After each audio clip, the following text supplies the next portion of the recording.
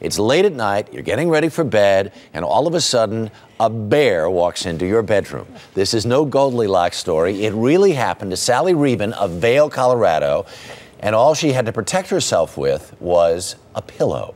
And Sally is here with her son, Brian Hoyt. Good morning to you both. Good morning. This is too funny. So you're there in Vail. You guys are sitting around watching the Rockies. Let's go Rockies. They've had a great season. They're into the National League playoffs. You get a little bored? You get a little tired? Yes, I'm kind of a Twins fan yet, you know. Oh, because you would be, all right. And you only moved to Colorado, what, just this year? Yes, January. Right. So you go down to your bedroom, you're getting ready for bed, and what? Well, I hear the door open, and I thought it was the family dog, Yoo-Hoo, which is a large Akita. And I turned around, and you know, your brain takes a while to register. Yeah. You don't expect to find a bear in your bedroom. No. And here is this large, large brown bear. And I mean, I just started screaming bloody murder, you know, hoping my son is going to save me.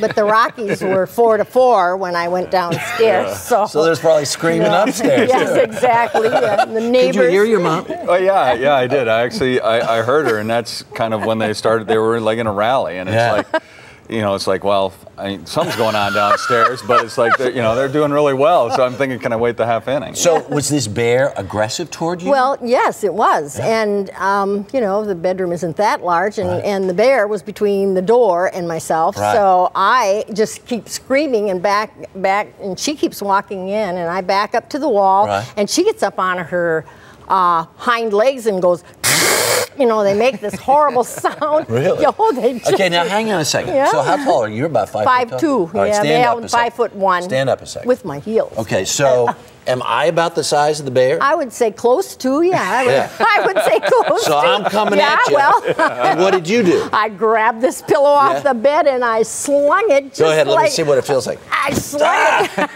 I slung it just like a Frisbee. Yeah. And I obviously scared her because she went down on all fours and she turned and away she left. Just like that. See, who needs a gun if you have a pillow like this? That is absolutely amazing. It is. All right, so you finally come down. Is the bear still in the house? Well, yeah, as far as I know it is. I hear the noise, and I decide I better figure out what's going on. I come downstairs, and at the bottom of the steps to the left-hand side is where my mom's room is. So, and she's like behind the door, peering out and screaming, "There's a bear in the house." And I'm like, you know, there's no bear in my house, you know? And she's like, "Yes, it is." And she peeks her hand out, points over there, and I turn around and I see a bear, and it's got to be about this big. Right. And I'm thinking, oh my goodness, there's a bear in my house. So there's a cub. Yes. You think it's a cub. Yeah. Well, it is. It was a cub. It was, yeah, exactly. This time, Oh. that's what I see is a little cub that had followed the mother into the house. I didn't see And the cub. I'm thinking I can just go grab a towel upstairs and just shoot him out. Yeah, exactly. I'll just grab it in the towel and throw it outside. And so I run around out back. And as I get to the hot tub where the towel is, there's 2 more cubs out there, 2 more bears on the deck that go scurrying. So how'd you get the big one out then? Well, what happened was I went back downstairs, and there was the big ones down there, throw my towel at it, and I ended up having to call the cops to have them come, and they pushed in the window in the back. And so you get the bears out, they come back.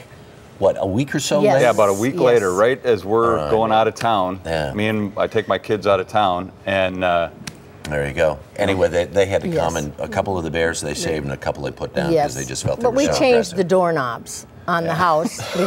We had lever doors before, but now we have round doors. They have a hard time opening those. All right. So. Wow. Way to go. Wish you'd thought of that a couple of weeks sooner, probably, right? Exactly. Exactly. Right. Well, you just keep this pillow with you at all times. I will. There might be some folks in New York who you never know. Want to do you might want to do you ill, and they see this coming, they'll know to respect. Yes. Thank you very much for coming along and sharing your story. It was my pleasure. Really fun. There you go.